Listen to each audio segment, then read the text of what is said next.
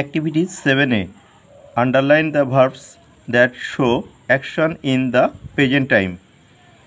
যে ক্রিয়াপদগুলি বর্তমান সময়ে ঘটনা বোঝাচ্ছে সেই ক্রিয়াপদগুলোর নিচে দাগ দাও। এখানে দেখো, the girl is singing a song, মানে মেয়েটি একটি গান গাচ্ছে। এখানে সিঙ্গিং ভার্বটির আন্ডারলাইন হবে। দে আর প্লেয়িং ফুটবল, তারা ফুটবল খেলছে। এখানে প্লেয়িং ভার্বটির আন্ডারলাইন করতে হবে। আই অ্যাম রিডিং এ বুক, আমি একটি বই পড়ছি। এখানে রিডিং ভার্বটিকে আন্ডারলাইন করতে হবে। They are going to school, তারা স্কুলে যাচ্ছে। এখানে গোয়িং ভার্বটির আন্ডারলাইন করতে হবে। Activity 7B. Underline the verbs that are in the present continuous tense. যে ক্রিয়াপদগুলি ঘটমান বর্তমানকালে রয়েছে সেই ক্রিয়াপদগুলির নিচে দাগ দিতে হবে। এখানে প্রথম সেন্টেন্সটি রয়েছে, Mita is dancing on the stage, মানে মিতা মঞ্চে নাচছে। এখানে ড্যান্সিং কথাটা আন্ডারলাইন করতে হবে। দ্য চাইল্ড ইজ লাফিং, মানে শিশুটি হাসছে। এখানে লাফিং কথাটা আন্ডারলাইন করতে হবে। Rita is buying a mask, Rita একটি মাস্ক কিনছে। এখানে বাইং ভার্বটি আন্ডারলাইন করতে হবে। The man is eating rice, মানুষটি ভাত খাচ্ছে। এখানে ইটিং ভার্বটি আন্ডারলাইন করতে হবে। এরপরে অ্যাক্টিভিটি 8-এ fill in the blank with words from the help box. এই হেল্প বক্স থেকে শব্দ নিয়ে শূন্যস্থান পূরণ করতে হবে।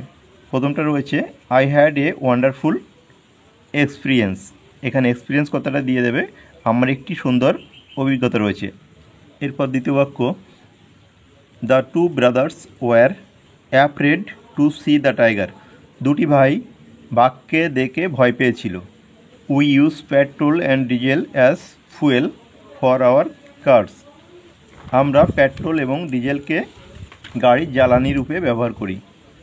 আর শেষেরটা রয়েছে, I ambled down by the river bank. আমি ধীরে ধীরে নদীর কিনারায় গিয়েছিলাম। Activity 8B. Make sentence of your own using the following word. নিচের শব্দগুলো ব্যবহার করে তোমার নিজের মতো করে বাক্য রচনা করতে হবে। তো প্রথমটা রয়েছে এক্সট্রিম। এক্সট্রিম শব্দের অর্থ চরম বা প্রান্তে। তো এখানে তোমরা লিখতে পারো, they live in extreme poverty, তারা দরিদ্রতার চরম সীমায় বাস করছে। সাইলেন্ট শব্দের অর্থ হচ্ছে নীরব বা শব্দহীন। তো এটা দিয়ে লিখতে পারো, please keep silent in classroom, দয়া করে শ্রেণীকক্ষে নীরব রাখো। আর স্যাক শব্দের অর্থ বস্তা।